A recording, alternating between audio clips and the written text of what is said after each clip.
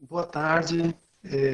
Estamos aqui, canal Vozes da Floresta Atlântica, uma iniciativa da Rede de Agroecologia trazer a proposta é trazer uma visão panorâmica dos movimentos de agrofloresta na região da Mata Atlântica.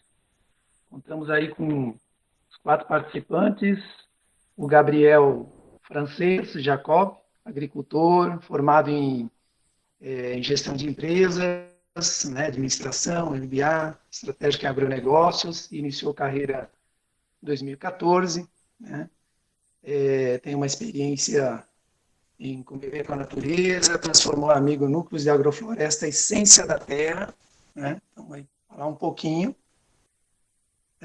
Também o Arthur, né, Dalton Lima, possui graduação em engenharia florestal pela Exalc, agricultor, agroflorestal, apicultor, né, ligado ao movimento da agroecologia, tem atuação há mais de 14 anos na Cooperafloresta, né, junto com comunidades tradicionais, quilombola, agrofloresteiras, né, do Vale do Ribeira.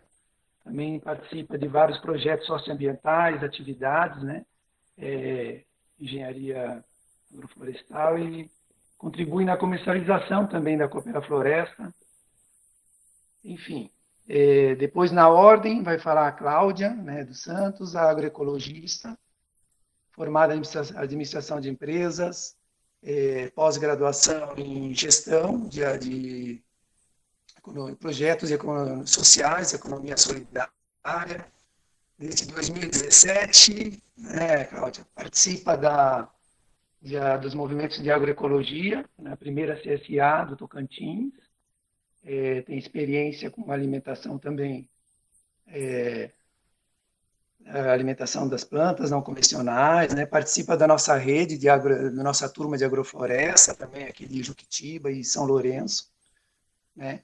E o Thiago também é de Juquitiba, também é agricultor agroflorestal, desenvolve trabalho com foco em plantas medicinais, né?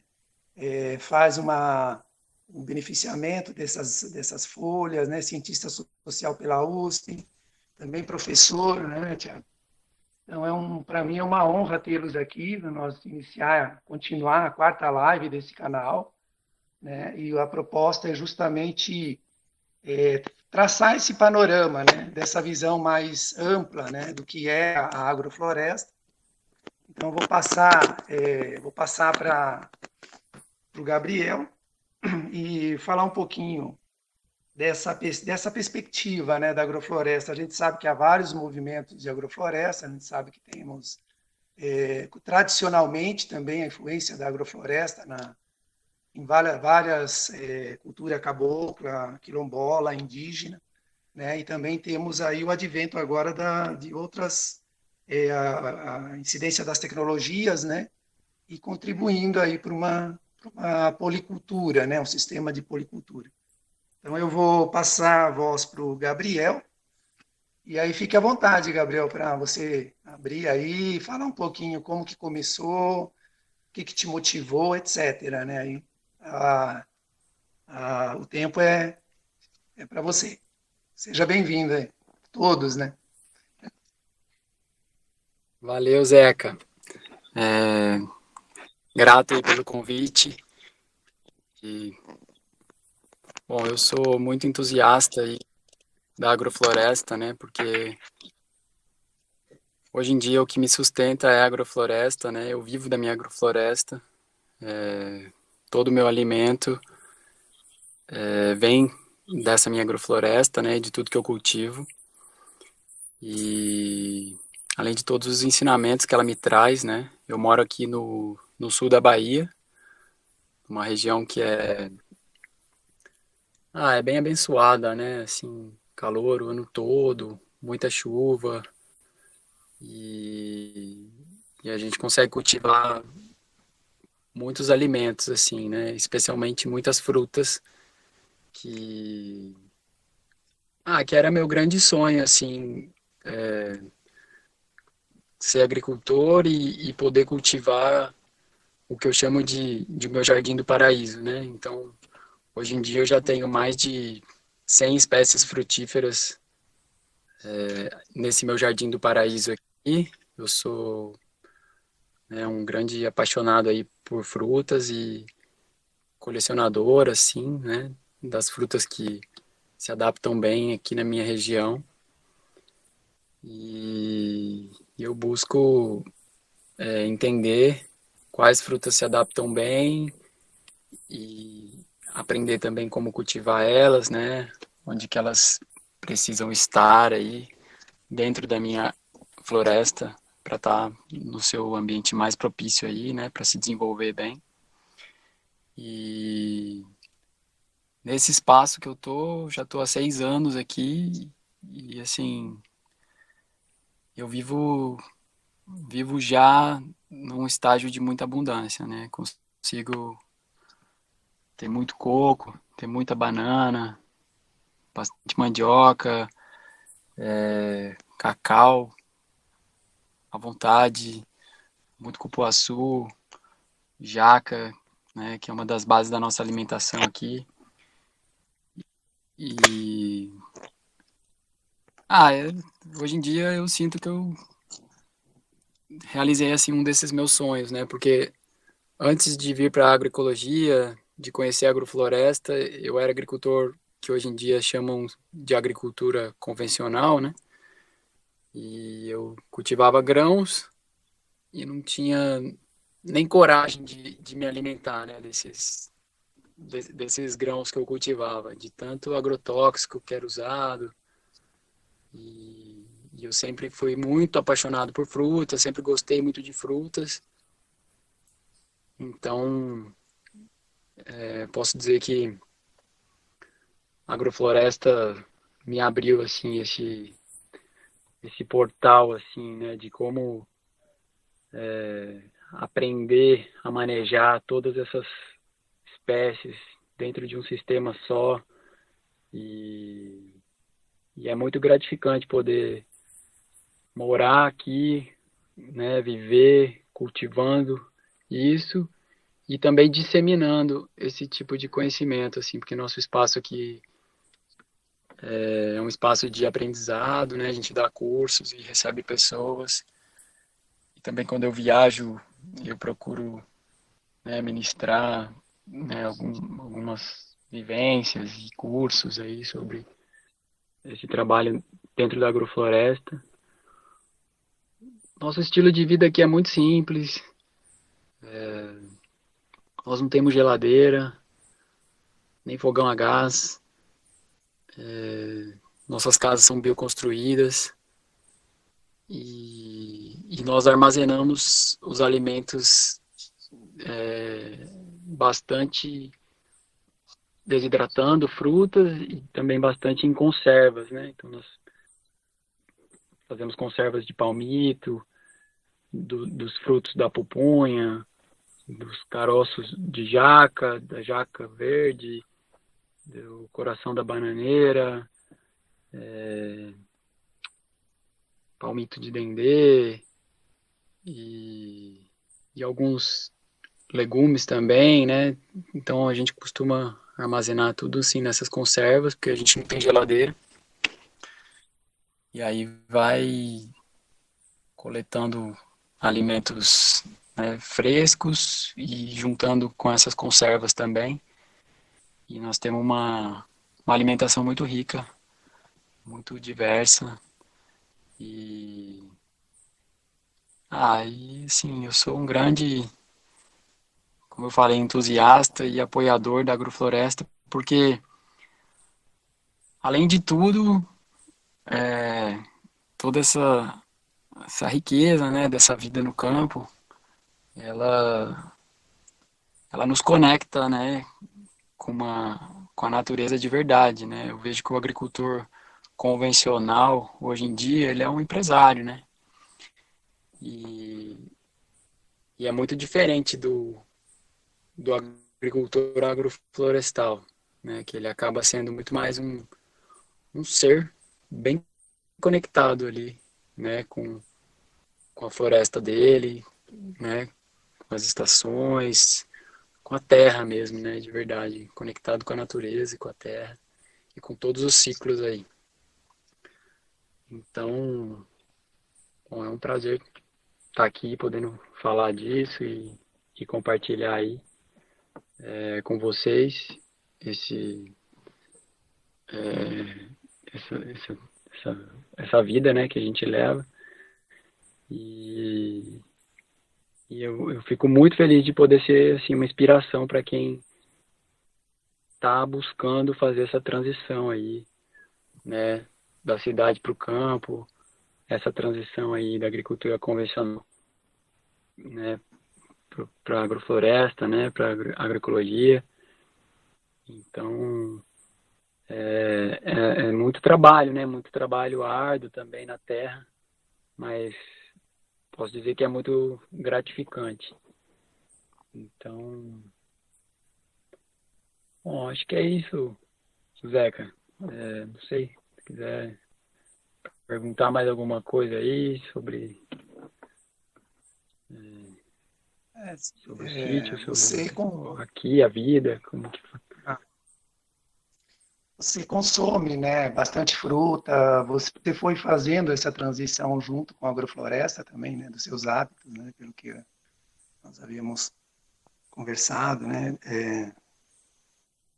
eu não sei se você sente, assim, como que você tem uma rede também, tem mais pessoas na Bahia, como que é, assim, um pouquinho do espaço ali da Mata Atlântica, como que é a sua, desse lugar, né?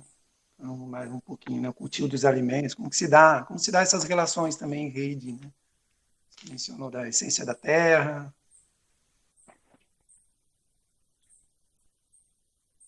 É, assim, a essência, nós somos 5 amigos, né, que compramos essa área dentro de um assentamento.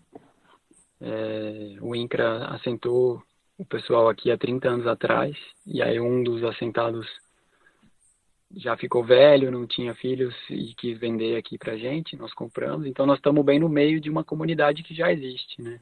Uma comunidade maravilhosa, fica no município de Maraú, Bahia, é o assentamento de Santa Maria.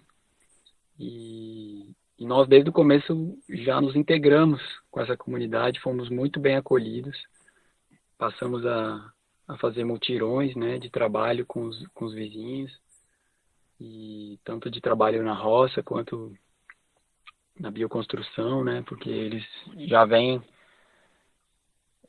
usando dessas técnicas, né, que nós estamos trazendo, né, como policultivos e construção ecológica, eles já vêm usando naturalmente, porque é o que eles têm disponível, né? A estrada que liga, né, o asfalto até aqui chegou há pouquíssimo tempo, há 10 anos aqui. Então o pessoal vivia de uma maneira natural mesmo, né? Aqui, assim, sem eles iam para a cidade comprar sal e querosene. Então eles já tinham uma vida bem integrada assim com tudo que a natureza pode fornecer, né? E aí muitos estavam perdendo e, né, porque se sentindo, né, desvalorizado, querendo casas diferentes. Então foi muito legal a nossa chegada para cá, mostrando que a importância, né, de cultivar o próprio alimento, né, mostrando que é um alimento de muito mais qualidade do que eles conseguem comprar na cidade, mostrando que as casas bioconstruídas são maravilhosas, né, e podem ficar super aconchegantes, por mais que seja de barro, né, ou com um telhado de uma palha local. Então um pouco da vergonha que eles tinham de ter, isso era a casa, né, que os antigos construíam, quem não tinha dinheiro aí viram a gente chegando e construindo assim e plantando assim. Então foi um impulso assim para eles retomarem assim, né, as raízes e, e hoje em dia nós já estamos com vários agricultores aqui no povoado certificados, né, pela a Rede Povos da Mata Atlântica, que é uma rede de certificação participativa aqui da Bahia.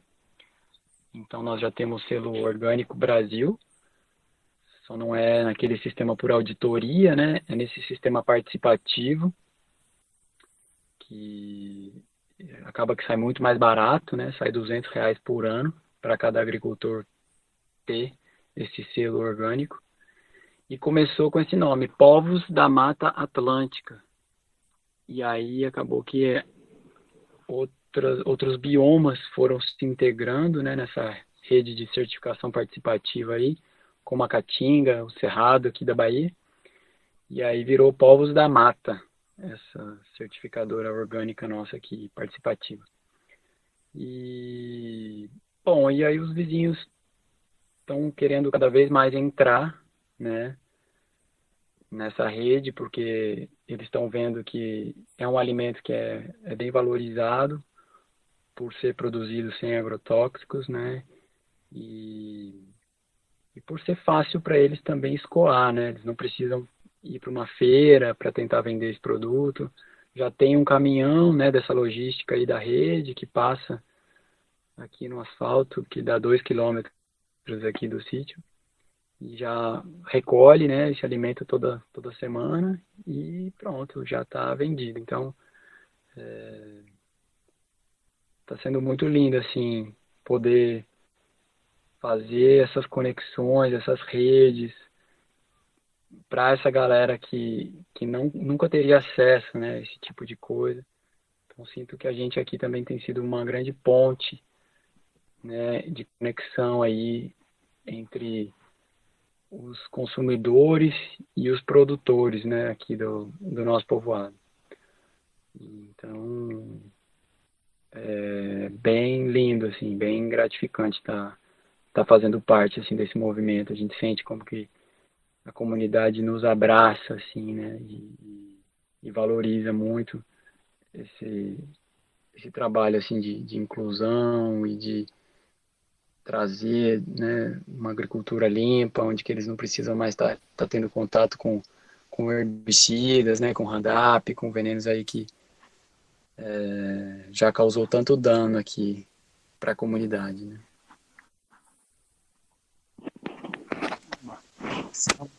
Conexão necessária, né, Gabriel? Gratidão, por enquanto. Agora eu vou. Você quer falar alguma coisa mais? Eu posso passar para o Arthur, né? O Arthur Dalton Lima, da Coopera Floresta, da Barra do Turvo.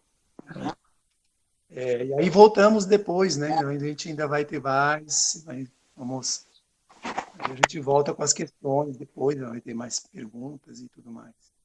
Então, Arthur engenheiro florestal, também participante, eu já falei um pouquinho de cada um na live, então fica a liberdade para você também se apresentar, falar aquilo que você considerar relevante, pode ser que eu não tenha falado algumas outras coisas, então, passando a bola aí para o Arthur, né? Seja bem-vindo aí, Arthur. Obrigado, Zeca. Obrigado, Renata. Obrigado, agradeço a Deus, agradeço a todos e todas que estão nos ouvindo, nos assistindo agora.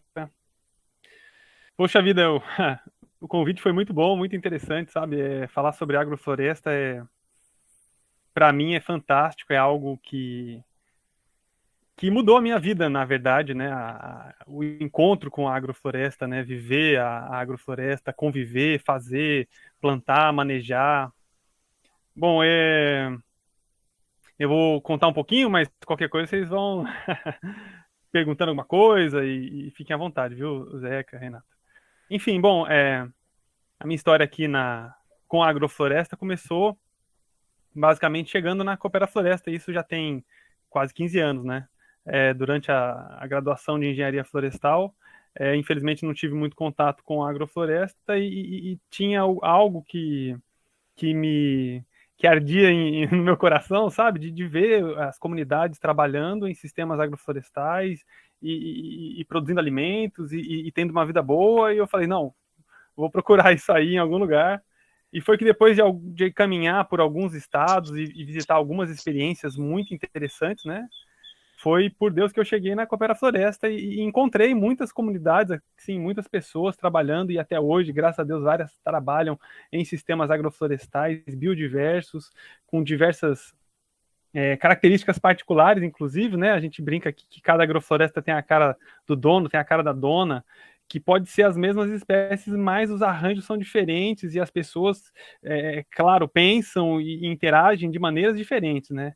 E isso tudo é fantástico, porque não tem uma receita, né? A gente tem um caminho, né? Igual a minha agrofloresta com a minha esposa, com as minhas crianças, ela é diferente, ela pulsa de uma maneira diferente e as interações nossas são íntimas e cada vez mais íntimas, né? Bom, eu sinto que o fato de vivenciar, né, o plantio e o manejo de uma agrofloresta, eu acredito que todos os companheiros e companheiras que estão ouvindo, que já tiveram esse prazer e essa oportunidade, entendem o que eu estou falando. E quem não teve ainda, eu sugiro que, se possível, poder participar, de ver aqui ali a semente nascer, germinar, e você ter o prazer de comer um produto ali tirado da terra, sem usar veneno, sem usar adubo químico. É fantástico, sabe? Quando eu colhi, ó, sinceramente, não sei se é o momento, mas quando eu colhi a minha primeira batatinha, né, paraguaia, batatinha andina, e aí você sente aquele cheiro, e eu tava com as minhas crianças, rapaz, olha, foi emocionante, pô, sentir aquele cheiro da batatinha, sem falar quando a gente colhe o feijão e sente o cheiro da raiz ali, cheio das bolinhas, né, as interações com o rhizóbio, é lindo demais. Enfim, bom, mas o que eu sinto aqui da Coopera Floresta, até uma fala que o Gabriel comentou, eu acredito que seja fundamental, pelo menos que eu vejo no caminhar da Coopera Floresta, né, que já tem 25 anos de agricultores e agricultoras quilombolas e tradicionais. Um ponto-chave, né, é justamente o conhecimento tradicional que eles têm, que foi transmitido de um para outro, de maneira através de intercâmbios, através de mutirões, sabe, fazendo com que essa relação fique cada vez mais íntima, né? Não só entre os participantes, mas entre os participantes e as plantas, entre os animais que interagem, né? Seja formiga, seja até morcego, né? Que o seu Zefredo fala do morcego, fala do sapo, que ele percebeu a importância do sapo quando ele começou a fazer a agrofloresta e viu as interações e as relações positivas. De maneira geral, as interações são positivas, certo? Entre os seres, entre as plantas, e aí começou a enxergar de outra maneira, sabe? E outro fato que eu vejo que é muito relevante, né? Que até na fala do Gabriel me lembrou para falar, é justamente a questão de quando as famílias têm feito algo, vamos dizer assim, positivo, que começa a perceber, puxa, o que eu estou fazendo é bom, eu estou vendo que tem mais bicho, eu estou vendo que minha terra está ficando mais gorda, está ficando mais preta, eu estou vendo que a minha produção está boa, e aí a pessoa começa a perceber, lógico, com os intercâmbios, com as visitas de técnicos, inclusive também e visitas em outros lugares, né, que isso faz muita diferença, né, visitar outras experiências em outros lugares de atividades práticas e ouvir da boca da agricultora falando, do agricultor falando e ver a experiência no momento, né. É a questão, pessoal, que eu queria dizer, da autoestima, né? Da pessoa ver que aquele trabalho de agricultor que antigamente, eu já vou falar antigamente era dito como para aquele que não sabe mais nada, para aquele analfabeta, para aquela analfabeta, tem um valor e é fundamental. Não só para a família dele, né? Que hoje em dia, infelizmente, passamos por uma situação dramática, né, de pandemia, de escassez de alimento, enfim, e vários agricultores aqui tendo água para beber, tendo alimento para comer, né, não aumentou o preço de vários alimentos, mas eles têm os alimentos que eles podem colher, das propriedades deles, enfim, essa elevação da autoestima, vamos dizer assim, muda a vida das pessoas, muda encarar o mundo de uma outra perspectiva, né? Eu digo isso por mim também, e posso falar até um exemplozinho rápido, viu, Zeca, de uma agricultora que quando teve uma turma de Juquitiba que veio aqui, conheceu inclusive essa agricultora e que conheceram outros também, outras experiências, né? Foi que ela estava no sítio dela, né, com a família, e de repente, aí tinha um pé grande, uma árvore enorme, né, que era o bico de pato, uma espécie, eu não lembro agora qual que é uma leguminosa, não lembro agora o nome científico, mas era um bico de pato na frente da casa dela, ali no pátio da casa, né, certo? E aquela árvore já era muito antiga, estava lá há muitos anos, né. Aí tá bom, aí de repente teve um dia que essa senhora olhou para esse bico de pato e falou, meu Deus, que lindo! Ele tava todo florido, né? Que lindo, várias abelhas. Ou era limão, o limão bravo, desculpa, pessoal, não lembro agora qual era a espécie. E ela, que lindo, que coisa maravilhosa. Aí os filhos falaram, mãe, mas o que a senhora tá vendo aí? Não, eu tô vendo aqui o bico de pato florescendo. Fala, mãe, todo ano ele floresce, mãe. Ela, não, mas olha, quer dizer, o que eu quero falar com essa história? É que às vezes eu tava lá, mas a pessoa preocupada com dar de comer para as crianças, preocupada com conta para pagar, preocupada com outras coisas, acabava não vivendo aquele momento e não tendo essa experiência, essa relação com a natureza.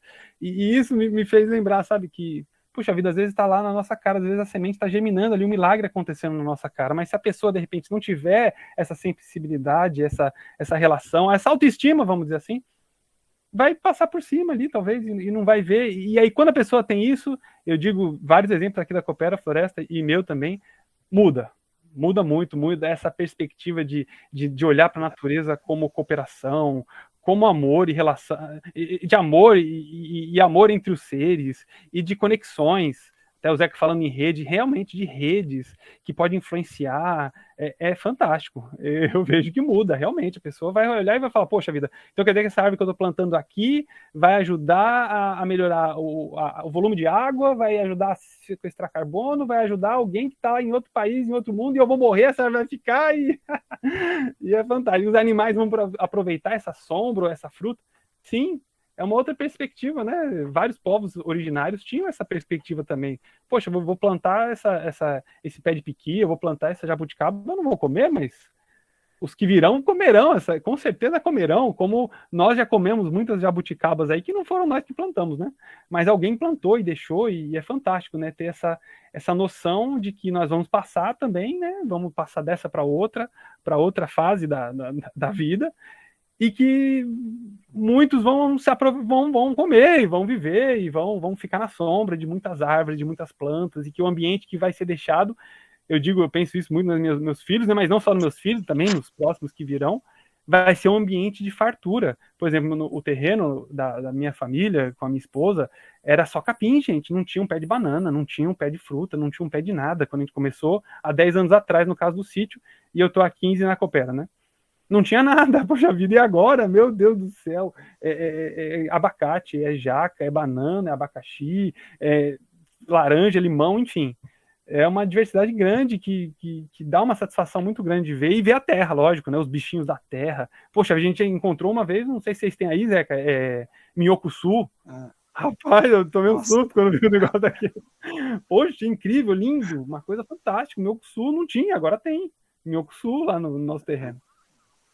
E as coisas vão acontecendo, e realmente a abundância puxa abundância, a vida atrai vida, e as conexões vão acontecendo, inclusive as conexões com o povo da floresta, né, que o Gabriel falou, tem aqui na Rede Ecovida, né, no caso no sul do Brasil, existe uma conexão de comercialização com o pessoal de lá, inclusive tem um pessoal até da Rede Ecovida que teve lá na Rede Povos da Mata, Povos da Floresta, não, Povos da Mata, desculpa, e eu acredito que é isso, né, é nós, o povo, se ajudando e se conectando e se fortalecendo, né, e seguindo, apesar das adversidades, apesar dos problemas, né, igual foi dito aí, né, que eu contribuo na Coopera Floresta, eu contribuí com a participação da equipe de campo, contribuí com elaboração de projeto, relatório, atualmente tenho contribuído com escrever projeto para alimentação escolar, no caso PENAI, e para PA.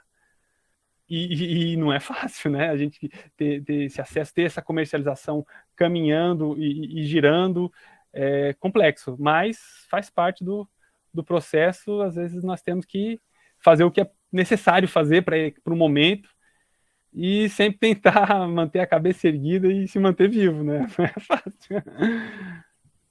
Mas é isso. Bom, não sei se de repente eu falo mais alguma coisa, vocês fiquem à vontade. Então, é gratificante de ouvir, e eu também fui contaminado por essa influência da Coopera Floresta, né, que foi aí Que com bom. a turma da Copijuc, né, e mais alguns outros sitiantes aqui de São Lourenço. e foi bem... a Renata tinha feito um seminário, e aí nós recebemos um convite a partir desse seminário, e muitos outros movimentos foram se abrindo e a gente nem Que se legal. reconhece muito com o que foi, né? Mas você, além dessa experiência que já existe, existia, né, antes da sua chegada na Coopera Sim. Floresta, né? Eu fico pensando um pouquinho aqui de todas as influências, né, que tem esse patrimônio imaterial, né, do Vale do Ribeira, né? Então, assim, daquilo que se você lembra de alguma situação, alguma coisa assim, porque para mim foi bem, quase que uma experiência religiosa entrar numa agrofloresta que nem a do seu Zé Ferreira, do seu Zezé Fredo, né? Aham. Então, assim, eu lembro, para mim, foi um dia que eu estava num paraíso, assim, eu senti muito Que forte legal. aquela energia. Eu queria que se você tem algo também para trazer dessas experiências suas, né, um pouquinho Sim, do que é essa Coopera Floresta, né, como que está essa situação hoje, né, alguma coisinha assim, não sei, não muito longo, mas está dentro do tempo aham. também, né, uns 5 minutos. Beleza. Então, Zeca, e é interessante, né, quando você fala da visita, né, de várias pessoas que já tiveram aqui, é uma troca, né, essas visitas, eu acredito que todas que vieram sempre deixaram alguma coisa, deixaram muita coisa, né, e é muito bom, justamente nessa perspectiva de intercâmbios, né, naquela metodologia campesino-campesino, de que ninguém sabe de tudo e nós estamos sempre aprendendo. Bom, vocês vieram em 2018, mais ou menos 2019, e uma coisa que a gente... 2017, né? Uhum. E uma coisa que nós sempre... eu mesmo sempre penso, né? É essa maravilha que é o Vale do Ribeira. Esse potencial maravilhoso que nós temos aqui, de sistemas agroflorestais já muito antigos em várias regiões, né, do Vale do Ribeira, e do conhecimento tradicional fantástico, né, que nós temos comunidades quilombolas, caiçaras, indígenas, temos comunidades, enfim, de várias partes do mundo, inclusive, e que interagem entre si. Um ponto que eu acredito que foi muito marcante, e acaba sendo muito marcante, foi um trabalho que, durante esse período, né, com as comunidades Guarani, do Vale, foi algo muito interessante, foi muito fantástico, foi enriquecedor para nós, sabe, Zeca? Nós, eu digo Coopera Floresta, e outros agricultores que tiveram nas propriedades dos indígenas, que interagiram, que foi nossa, e vários deles falam, não, mas isso aí é nosso também, nós já fazíamos alguma coisa parecida, mas eu falei, não, mas então, é isso aí, vamos fazer juntos, vocês ensinam a gente e a gente trabalha junto com vocês aí, e essa interação foi fantástica. Então, esse aprendizado, nós vamos todos crescendo junto, e o potencial do Vale do Ribeira, né? É incrível. É um polo de agrofloresta, eu vejo, do Brasil, de conhecimento e de interação com a natureza, de aprendizado. Eu acredito que com essa iniciativa de vocês, inclusive, eu acredito que seja muito interessante de poder abrir esse espaço para poder discutir, para ter essas interações, para conhecer, para se reconhecer no outro, que é fantástico, né? E de saber, poxa vida, que bom, de fortalecer, né? Poxa, que bom, né? Várias pessoas aí estão trabalhando juntos e com o mesmo objetivo, com o mesmo foco. Eu acredito que fortalece muito o nosso movimento, o movimento de vocês, que é um só, né? Então eu agradeço muito pela oportunidade, viu, Zeca? Muito bom te ouvir, nossa. É isso aí. O tempo agora começou aqui uma chuvinha, não sei se... Mas vamos torcer aí para que a gente seja... São Pedro abençoe a nossa live também. E gratidão por enquanto. E aí a gente está aí anotando algumas perguntas, que na sequência, no final das falas, a gente vai repassando. Agora vou apresentar a Cláudia. Nossa, Cláudia, valeu. Cláudia tem também um histórico de agroecologia, né, experiência também no Tocantins. E também é uma super parceira nossa aqui em São Lourenço, né, irmã dela daqui de São Lourenço. Então, seja bem-vinda, Cláudia. Pode... Oi. Que você sentir de falar. Tá travando um pouco, não sei se é a minha ou do Zeca que tá. Mas feliz em participar aqui com vocês dessa conversa. Então, vou contar um pouquinho, assim, de como eu fui parar na agroecologia. Foi quase que um acidente, assim, uma mudança de percurso, né? Eu tinha outros planos, assim, de ter uma vida mais tranquila, mas não pensando em agrofloresta, né? Eu pensava assim, eu sempre eu morei no Tocantins 16 anos, tem 2 anos que eu voltei aqui para São Paulo, e todas as casas que eu morei sempre tiveram quintais muito legais, e eu sempre plantei um pouco, né, da minha comida, principalmente de hortaliças, mas era uma coisa mesmo de lazer, né, de plantar ali para ter meu alimento.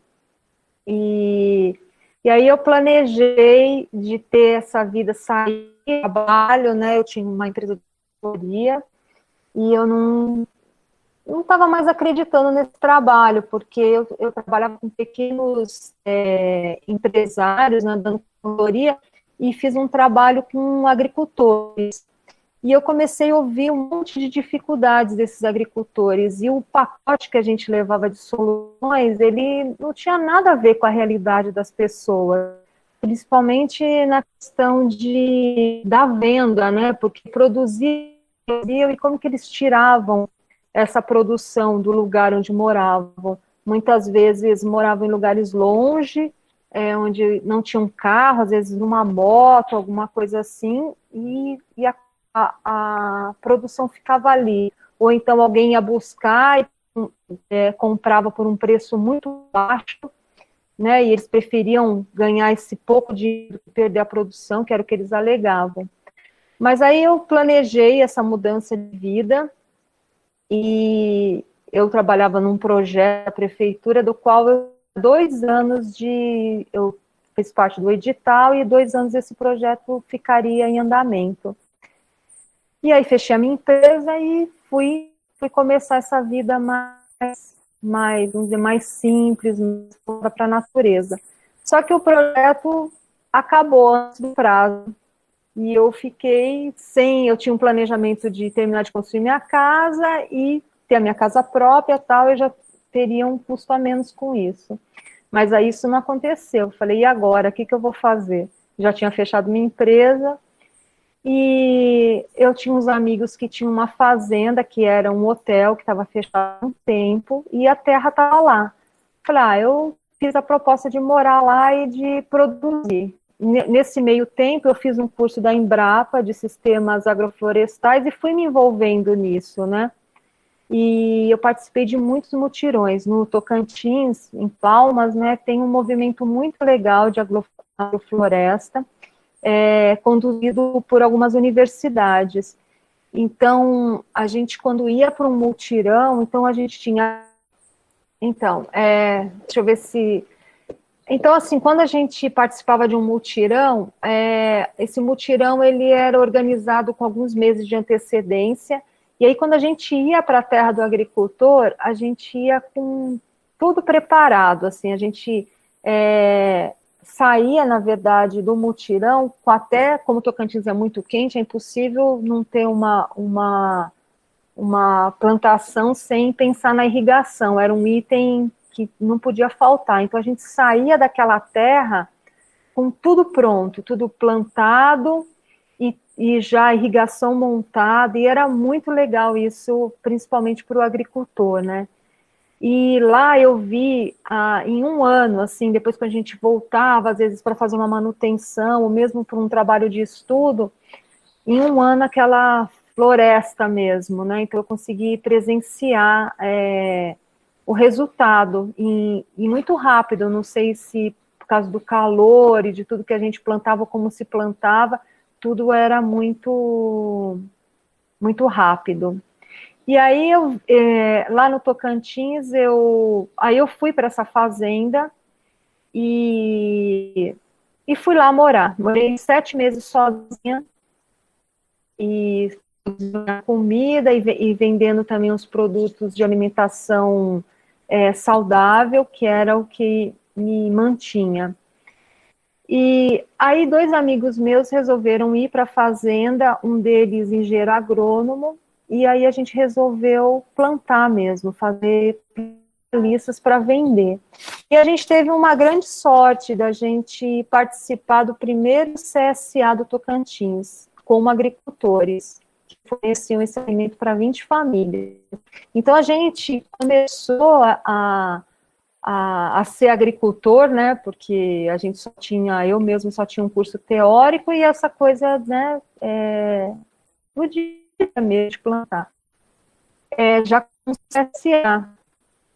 Então, isso deu impulso para a gente, para poder cuidar da terra, porque era uma área degradada, cerrado também é muito difícil, né, é muita secura, é muito sol, e a gente começou a fazer um sisteminha agroflorestal com foco na produção de hortaliça. Então, a gente não podia montar uma agrofloresta que em um ano ia fechar, e a gente não ia ter mais uma área para a gente não podia usar toda a extensão da fazenda, só uma parte.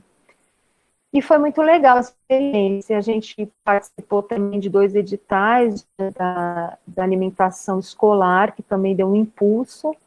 Então, só que chega uma hora que isso começa a virar uma empresa, né? Aí você tem que pensar onde que eu quero ir nisso, né? E o meu objetivo não era de ter novamente uma empresa e de viver nesse ritmo mesmo mais empresarial.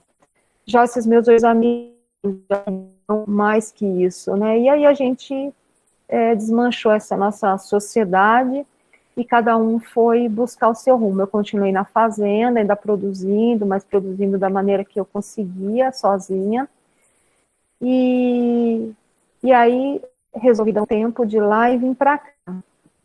E aqui eu comecei a produzir na minha irmã, né, que ela tem um sítio pequeno, fiz uma horta mesmo para minha família, porque a gente também, quando a gente decide fazer essa transição, a gente sofre uma espécie de preconceito, né, das pessoas, da família, porque as pessoas veem o agricultor como uma coisa...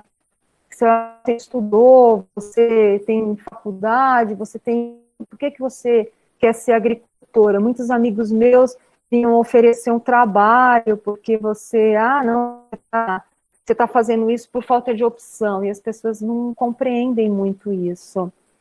E aqui, né, agora eu estou em Juquitiba, mas eu morei um tempo em São Lourenço, onde eu estava produzindo. Já conheci o Zeca, né, e o grupo de agrofloresta, e a gente começou a também participar dos mutirões, né,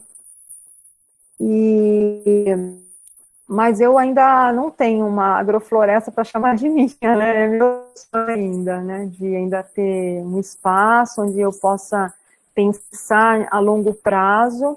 Aqui a gente também começando já tinha muitas coisas plantadas, né, mas organizando mais algumas coisas e produzindo, né, e tentando montar uma pequena agrofloresta. A gente sente as nossas dificuldades, essa distância, né, o sítio, ele é longe do asfalto, tem uma questão de grana também, de recurso para poder adubar essa terra, então comprar esterco, também até mesmo os materiais para gerar matéria orgânica, e também como que que eu acho que a maioria da dificuldade de um agricultor, que é o que eu sentia quando eu prestava essas consultorias, de como é que você vive, né, da sua produção, como é que você leva a sua produção para os grandes centros, que hoje, na verdade, é São Paulo. Então, hoje, eu acho que tanto o Gabriel e o Arthur, eu acho que eles talvez possam, principalmente, acho que o Gabriel, né, que eu fiquei até curiosa com isso, como que eles, parece que eles moram num lugar distante, eles conseguem sobreviver, né, de maneira digna, trabalhando com agricultura. Então, acho que hoje é esse desafio, assim, é uma história, é um trabalho bonito, um trabalho assim, que para mim me dá muito prazer, mas também às vezes eu paro para ficar pensando nessa questão mesmo de como é que a gente consegue viver de maneira digna, né? Porque são muitas dificuldades ainda, né? Talvez quando você tiver uma agrofloresta já produzindo, as coisas fiquem mais tranquilas, mas não é o nosso caso aqui. Então, eu acho que é isso. Um pouquinho da minha história, né, de onde que eu estou aqui e, na verdade, sempre recomeçando, né? Então, já comecei vários trabalhos de agricultura, mas eu quero ver eles, né, se daqui a anos, né, como que vai estar tudo isso. É isso. Bem, Cláudia, Certo? perdi um pouquinho, porque eu acho que não caiu, mas estamos de volta aí. Uhum. Eu não sei se eu pedi, você falou um pouquinho também das nossas participações aqui em mutirões, Uhum. dessa diversidade, É. né, talvez da Pois é, apropriação eu, na também da verdade, agrofloresta. eu ainda estou aprendendo como que é uma agrofloresta na Mata Atlântica, né? Como eu disse, eu vivi 16 anos no Cerrado, é uma dinâmica muito diferente, né? Principalmente, acho que a gente tem um grande desafio aqui com a produção de frutas. A gente fica lá, por exemplo, uma banana ou uma mandioca em 4 meses a mandioca está dando, né? A batata doce é a mesma coisa, banana, mamão, e aqui parece que a gente tem ainda, por causa do clima, né? A gente tem. Como é que a gente vai se adaptando? Eu ainda estou aprendendo, na verdade, quais as frutas que se adaptam melhor. Então, ainda a minha cabeça ainda funciona muito com o pensamento do que é o cerrado, né? Então, às vezes eu fico, ai, não vai, o negócio demora, né? Uma banana, um ano, a banana. Eu falei, como que uma banana, mandioca? Como que uma mandioca pode demorar um ano, né, para dar mandioca? Mas ainda é um aprendizado. Enfim, passar para o Tiago, né? E aí depois a gente pode voltar para a roda de questões, né? Mostrar as perguntas também, né? Que possivelmente também a gente vai. Eu estou pensando em fazer um apanhado das perguntas e aí na mesma ordem a gente cada um fala um pouquinho, né, dessas perguntas. Mas aí vamos passar a bola para o Tiago, né? Seja bem-vindo, Tiago. Salve, pessoal. Tudo bom? É grande honra aqui estar com todo mundo, né? O pessoal aí, as amizades nossas aí da nossa rede, nossa turma. É só levantar a bola aqui que o Arthur aí, grande inspiração, né? Quando eu sonhava em plantar qualquer coisa era lá na Coopera Floresta que estava nos nossos primeiros aprendizados. Então é um prazer grande estar com a galera, com o pessoal que é nossos ídolos aí, né? Muito bom.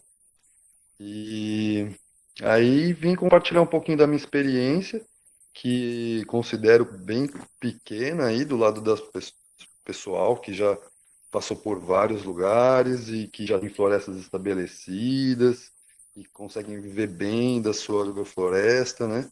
A gente está aqui ainda engatinhando nos primeiros passos aqui, né? Minha transição é do urbano, né, para agroecologia, um pouco diferente aí do pessoal. Né, eu sou cientista social, né, trabalhei como educador social também, pesquisador, e né, tenho uns 20 anos aí de prática de artes marciais, então dei aula, fui competidor, né? E nos últimos tempos, quando eu morava na cidade, eu era professor de artes marciais, sempre gostei muito, adoro, mas também sempre foi uma profissão difícil, principalmente questão financeira de se manter.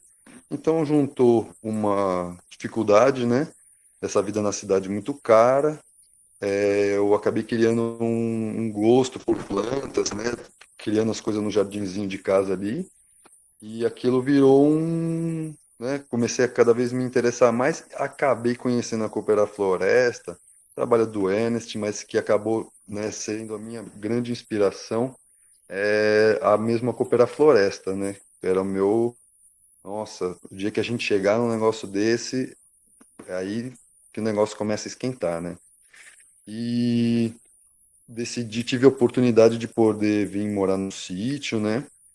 Que acesso à terra é difícil, é uma questão crítica, né, da nossa sociedade. Fiquei um ano estudando e planejando e tal.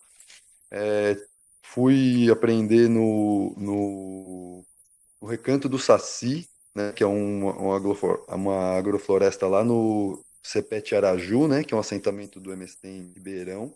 Foi uma experiência incrível, aprendi muito com o Hermes. O Hermes Lopes também é uma grande inspiração. E, e, e quando eu cheguei no Vamos Ver aqui, né, que eu fui plantar, aí que a gente vê que o negócio é sempre muito mais baixo, né? Não é, não é bolinho. E então eu cheguei com um plano de produzir horta no curto prazo, né? Ter as frutas no médio prazo, beneficiar essas frutas e, pô, lá no longo prazo a gente tem as madeiras e tal. Maravilha. Vamos lá. Chama o vizinho, passa o trator, né? Aí quando eu me via ali com uma área gigante, passar trator, não sabia nem por onde começar, né? Não tinha ideia do que nível de fertilidade que estava aquela área, né? Depois eu fui perceber que era uma área muito degradada, né? Comecei tentando plantar a horta, né? Que seria normalmente esse carro-chefe do começo, né? Dos primeiros passos da agrofloresta. E percebi que as hortas são muito exigentes, né? Plantas exigentes, precisam de muita água, muito nutriente. E aí, ixi, não vai dar, não vai dar. Aí vamos plantar grão. Aí fui lá, plantei os grãos lá, as formigas carregando meus minduim, meus feijão guandu, levaram tudo embora antes de germinar. Aí as mudas, né, no viveiro lá que já tinha planejado toda a agrofloresta do futuro lá e tal. As mudas apanhando dentro do viveiro, não, vamos plantar, né? Enfim, botei as mudas lá só para as formigas levar tudo, né? Deixar só os galinhos, lá aquele desertão cheio de galinho, coitada né? Por a gente querer botar um pouquinho o carro na frente dos bois, né? Então, aí, né, fui tentando descobrir o que daria certo, melhorando a terra e tal. Aí consegui ali em algum momento, um que a gente considera a placenta 1, né? Que era as primeiras plantinhas que chegam para tanto ocupar o espaço como proteger a terra, que foi o feijão e o sorgo, né? E estava plantado também com mandioca e abóbora, né? A ideia era o feijão e o sorgo fazia aquela caminha primeira e depois a mandioca já fazia aquela capoeirinha, né, para proteger as árvores que eu já tinha plantado para ver se elas rebrutavam. Só que, né, no caso aqui, né, estou dando um exemplo bem particular, a mandioca não foi bem. E o que aconteceu? O nosso sisteminha aqui, que ia ser um degrau, né, fez o primeiro degrau. Na hora de ir para o segundo degrau, foi, né? Não foi. E aí eu vi no sisteminha aqui regredir, né? Então a gente começa a plantar, consegue algum avanço nos estágios da floresta e daqui a pouco, pum, voltamos de novo, né? Aí vem a reavaliação, né? Quais de todos os erros que a gente fez, né? E aí eu dividi um pouquinho com vocês aqui para ver se juntos a gente vai descobrindo, né, as formas da gente superar esses desafios. Aí eu percebi que eu escolhi a área no lugar errado, né? Plantei ela longe da água, num lugar muito descampado, onde tinha uma certa compactação. Então, né, procurar os lugares mais protegidos, que proteja do vento, né? Que você crie barreiras antes de tentar produzir muitas coisas no local. Calculei também, e aí eu percebi também que a gente tinha que conseguir calcular quanta matéria orgânica a gente precisa para ter uma produção, né? Que é muito. Desculpa aqui, estou tendo um probleminha. Que era calcular a matéria orgânica, né? De que eu acabei que eu roçava tudo em volta, trazia para o canteiro, e aquela matéria orgânica durava uma semana, não dava tempo de renovar, né? Para a gente cortar de novo. Então era muito difícil conseguir dar todo o carbono que precisava ali, né? Naquele local. E como, né, a agricultura, a principal coisa dela seria a gente conseguir capturar essa energia do sol, né, que é a que se fixou na matéria orgânica, né, da minha dificuldade de ter de buscar muito longe a matéria orgânica e não ter suficiente, eu acabei chegando num sisteminha, né, de usar o capim, né, que eu não cheguei nisso nada, isso já está em todos os manuais, né, das agroflorestas, para a gente começar, mas percebi que eu precisaria plantar 4 vezes capim para cada linha produtiva que eu tinha, né? Então, se eu tenho uma linha aqui no meio de agrofloresta, eu tenho que ter 2 metros para um lado de capim, 2 metros do outro de capim. Eu, no meu caso, uso capim elefante, mas cada lugar vai ter o seu, né? Que vai melhor. E aí, para tentar superar essa dificuldade de ter que trazer matéria orgânica e só a gente conseguir roçar ali e já ter essa matéria orgânica e também conseguir criar que a nossa agrofloresta gere a nossa matéria orgânica, a gente plante a nossa matéria orgânica e não fique correndo atrás do rabo de ter que pegar matéria em outro lugar e trazer para as nossas agroflorestas. Outro aspecto que eu acho que comecei também, essa coisa de tipo, planta as frutas no espaçamento definitivo, né? E depois planta uma horta do lado, no pé e tal. Isso não contemplava também as diversas fases da agrofloresta, da sintropia, né? Então, se um dos degraus falha, o sistema regride de novo para o zero. É muito fácil isso acontecer, eu percebi aqui, principalmente nas minhas áreas degradadas, né?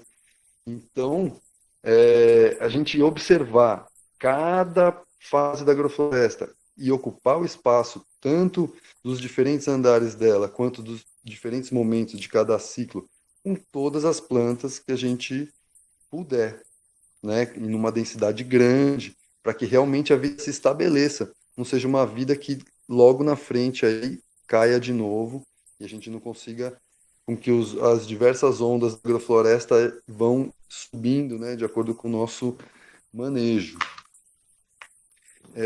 Outra solução que eu encontrei foi, ao invés da gente focar em produzir grãos e hortaliças, principalmente, são as plantas medicinais, né?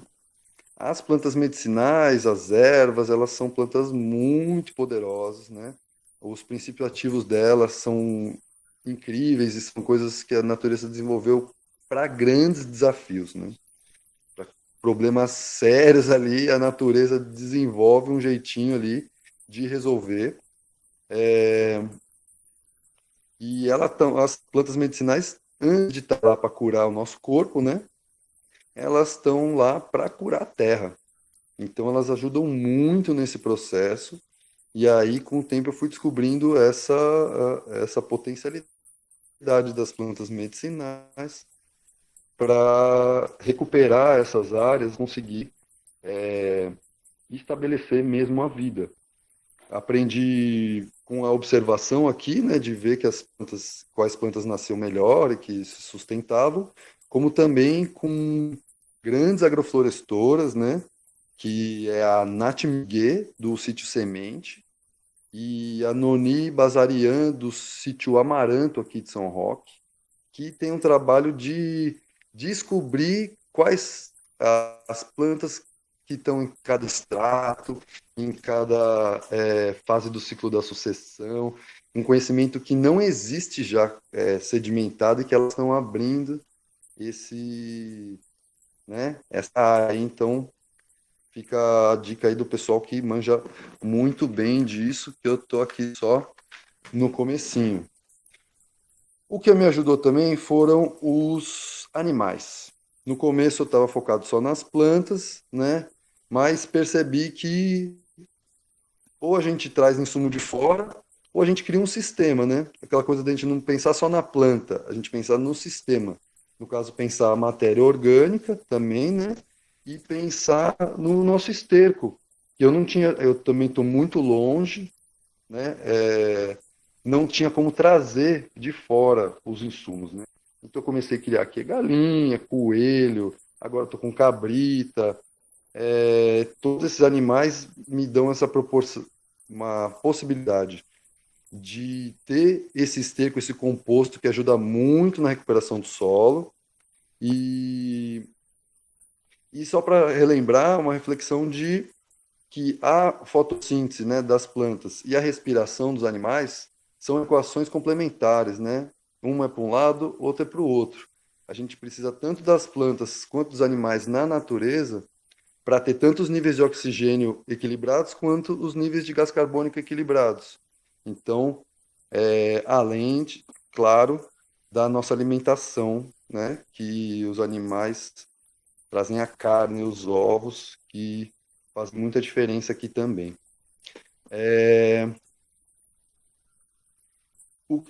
Tem uma opinião de que a gente tem que achar formas de cultivo da pecuária, né, sustentáveis, sem impacto, que sirvam para dinamizar os locais e não degradar os locais como a gente vê normalmente.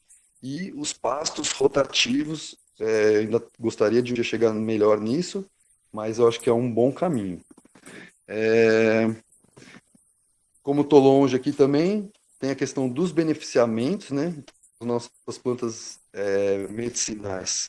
A gente está tentando agregar valor, trabalhar essas plantas o mais perto possível do sítio, né? E nós estamos com um processo aqui de desidratação e começando os experimentos com destilação. Então, as ervas secas, também com extratos alcoólicos, formas de conservar para que nosso produto tenha um tempo de prateleira maior, a gente consiga que ele não estrague rapidinho, que a gente consiga, né, se não vender hoje, vender depois de amanhã, tudo bem, que diferente das hortas, né? Mas isso depende bastante de desenvolver tecnologias, juntar as pessoas, os conhecimentos. Também estamos, né? E desenvolver produto. Desenvolver um produto do começo ao fim é muito difícil, é muito desafiador. Né? Você tem um produto, mas não tem a máquina, mas você não tem embalagem, mas se você não tiver a distribuição, o acesso ao mercado, são todas as coisas que tem que estar juntas, senão a gente fica chorando aqui no meio do mato, né? Outro desafio muito grande é a logística e a distribuição, né? Nossa região aqui é um pouquinho pior do que qualquer outro lugar. A gente tem estrada ruim, quer ter turismo, quer ter um custo de manutenção um pouco menor do transporte, tentar circular os equipamentos, né, entre as pessoas aqui é muito difícil, muito custoso, atrasa muito o nosso desenvolvimento. Quem faz isso, uma parte disso é a Roça Abaetetuba, né? Nossos amigos Rafa e Aline, que fazem um trabalho maravilhoso de levar os produtos dos produtores da região até São Paulo, né? Então eles têm essa distribuição que é o que salva a gente aqui. E inclusive essa proposta de levar alimentos saudáveis para as pessoas, né, da cidade em projetos sociais. Então vale a pena conferir o trabalho deles também. Mas, por outro lado, vendo os processos lá da Coopera Floresta, eu sinto que a gente ainda tem outro desafio como rede aqui nós, que não é só distribuir os produtos, mas é absorver os produtos. E se a gente conseguir um dia ir buscar nos agricultores, nos sítios, seja para processar a matéria-prima, seja para entregar esses produtos prontos, né? A gente ainda tem esse desafio aí da nossa região, né? E também de acessar mercados específicos, né? Porque o produto de agrofloresta é um produto com muita qualidade, só que também não é um produto barato. Então, principalmente eu acho que nesses nossos primeiros tempos, a gente tem que conseguir chegar em mercados específicos que normalmente são restritos e não são dos nossos contatos pessoais imediatos, porque estão restritos a classes sociais mais altas. Então, a gente conseguir chegar nesses mercados para conseguir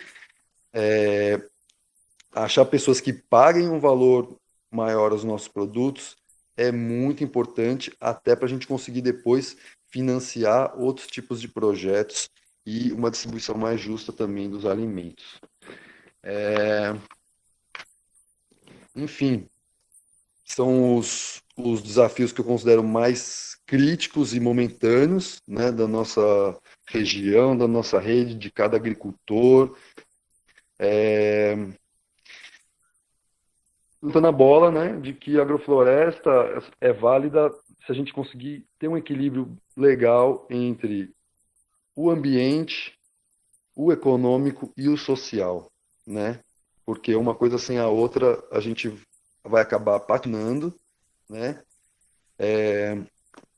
Se a gente conseguir fazer uma agricultura que dê base para processos de beneficiamento, de microindústria, e que seja em confluência com o nosso bioma, né? Que consiga sintonizar e conseguir absorver os presentes que o bioma dá por existir, né? Que a gente dinamize e espalhe esse bioma, né? Que é a vida desse local que a gente está aqui, que no nosso caso é a Floresta Atlântica, né? Então, essa agricultura que vai sustentar a humanidade nessa confluência, né, com essa sustentabilidade ambiental, uma economia viável, né, porque a gente não tem como colocar dinheiro nisso para sempre, a gente tem que conseguir rever os nossos investimentos, tanto de trabalho quanto de equipamento, para a gente conseguir, exatamente como a Cláudia tinha dito, ter uma vida digna, né, no campo. Acho que esse caminho tá pela microindústria, a gente conseguir processar, não só, né, são vários caminhos diferentes. Eu vejo o meu aqui do sítio, principalmente, mas que de outros sítios tem muito potencial, de a gente conseguir processar as nossas colheitas, né, e que eu tenho descoberto aí o potencial dos óleos essenciais e dos hidrolatos, que por si só são substâncias muito fortes e potentes e que servem também de base para milhões de coisas possíveis, como cosméticos, alimentação, inseticida natural, tanto para animais quanto para planta, enfim, não vou lembrar tudo aqui, mas materiais de limpeza, de saúde em geral, aromaterapia, enfim, acho que tem um potencial muito grande, né? E tem a questão social, né? Qual que é a questão nossa social grave da nossa sociedade em geral? É a desigualdade, né? E que a gente consiga, nesse arranjo ambiental e econômico, junto com esse social, dividir o bolo bem, né? Que é uma coisa muito difícil. E que na nossa sociedade o que acontece? O agricultor ganha quase nada, o distribuidor ganha um pouquinho mais, aí o varejo ganha mais, e quem tem o contato com os boys ganha praticamente tudo, né? Então, a gente tem que conseguir criar uma dinâmica, um metabolismo social e econômico mais equilibrado, que o produtor possa ganhar bem e que a gente consiga, na verdade, o desafio da nossa rede é achar a equação. Como que nós vamos remunerar o agricultor, como nós vamos remunerar quem colheu, quem beneficiou, quem distribuiu, quem levou lá no varejo, quem abriu o mercado, né? Tudo isso precisa ser feito. Já percebi que sozinho não dá para fazer, nós temos que juntar nossas forças, né? Mas precisamos achar esse equilíbrio para o agricultor não ser o último lá da rodinha, né? Então, Outra coisa social também são as nossas tecnologias. Se eu estiver falando demais aí, pode me chamar aí que eu tento finalizar. Mas já está no fim, na verdade. acho que A nossa tá. tecnologia de mutirão, né? O mutirão realmente é a base das tecnologias sociais, né? Eu considero aí que nós estamos entrando num segundo ciclo de amadurecimento da nossa rede, que a gente primeiro teve um momento regional, né?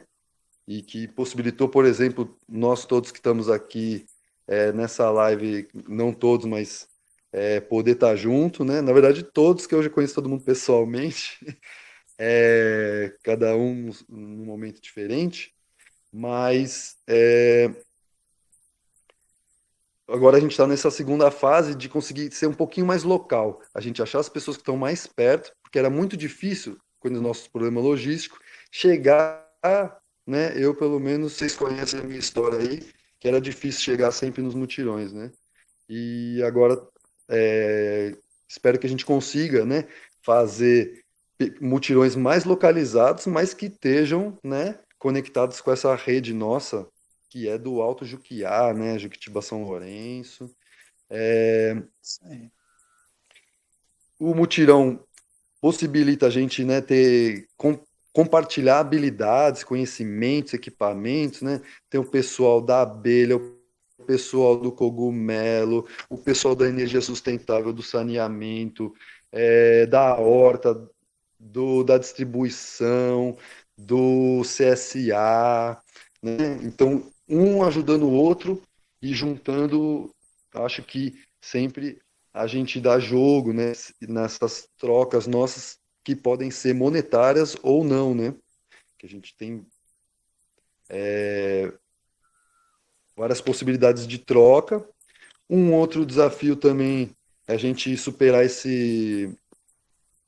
um marco legal aqui da nossa região, né? Que a gente tem duas visões conflitantes, né? Que é uma visão produtiva e a produção de conservação e a visão de conservação. Né? Então, ou a gente ocupa e destrói tudo com a agricultura, com a mineração, ou a gente cerca o lugar e não deixa o ser humano encostar. No caso, eu considero, né, importante cercar e não deixar destruir, né? Mas eu acho que a gente tem que superar essa dicotomia para a gente conseguir gerar um processo produtivo que seja promotor da floresta, promotor da vida, que não seja só essa dilema de ou destruir ou se afastar da natureza e, do nosso caso, do nosso bioma, a floresta atlântica. E isso aqui a gente tem restrições legais também para a gente conseguir desenvolver essa tecnologia, que eu acho que é um desafio do grupo também, conseguir fazer os nossos planos de manejo e deixar tudo bonitinho para a gente não se preocupar e poder plantar floresta, sabendo que a gente vai poder colher a floresta. Para finalizar, o pessoal já falou aí desse outra dicotomia aí de urbano e rural, né? Que o urbano é o moderno e é o conhecimento e é a tolerância, e o rural é o atrasado, né? É a falta, é a ignorância e tal, que a gente tem que quebrar com essa visão, trazer o conhecimento, né? Trazer e aprender com os conhecimentos do campo, né? E fazer essa mistura para a gente trazer o melhor de todos os lados e ter uma produção agrícola de valor agregado alto, para que a gente consiga viver bem, pegar nossa parte justa do bolo da sociedade, certo? Que seja conectado, que seja tecnológico e seja o futuro aí para a gente, com floresta, com gente e com abundância. Desculpa me alongar demais aí, valeu, galera. Vocês são demais. Você sempre traz a profundidade necessária, né? Sempre a gente já estabelecendo essa visão panorâmica da agrofloresta, depois a gente vai para essas convergências, né, da questão as conexões que estão sendo vivas, né? São revoluções também, micro-revoluções celulares, né? Então, muitas iniciativas individuais, a gente tem várias, a identidade de cada um perpassa também o uso do seu espaço, né? Então, converge com todas essas iniciativas, né? E uma meta-iniciativa que é um guarda-chuva também acontecendo, né? No movimento da questão ambiental, né?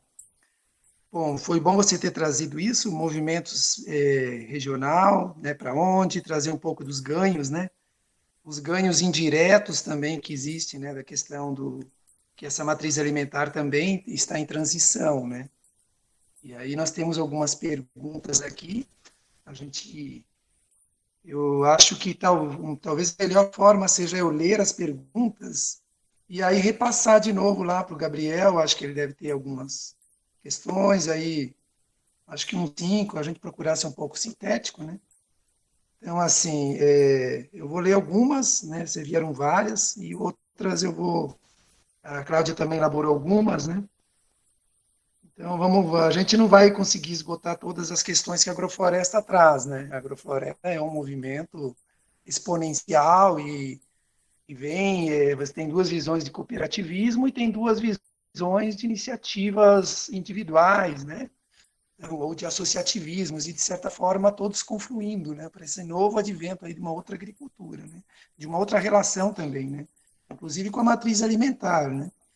Então, uma das perguntas, vou ler para todos, está aberto, e aí aquilo que vocês sentirem de responder, no que ressoar melhor para cada um, e eu passo uma fala aí curta, assim, para cada um falar um pouquinho, e aí a gente pode, de repente, fazer uma pergunta para o outro, o que sentiu, enfim.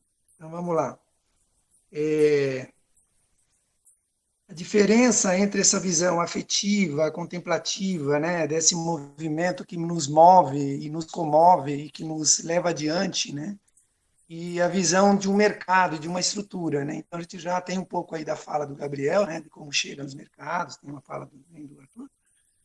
Eu queria...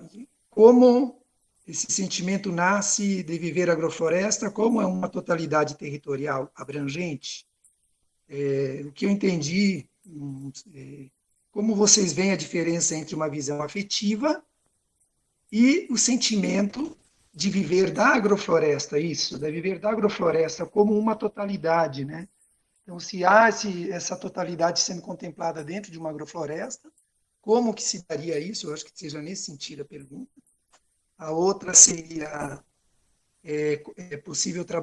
como é possível trabalhar agroflorestas e sistemas participativos? Sim, eu acho que alguém já conversou um pouquinho, acho que foi colocado isso, na visão das redes, né? A complementariedade das redes é uma resposta para o mercado? É outra pergunta também. Se essa complementariedade das redes, ela tem o potencial de atender às demandas do mercado por produtos. E também tem uma outra pergunta, se a matriz dos produtos, comercialização, etc., se também a simples integração das cadeias, né? Se isso é importante também, né? Como que se daria? Enfim, eu acho que agora eu deixo para o Gabriel falar um pouquinho, né? Eu acho que integra um pouquinho as falas, né? Aí tem...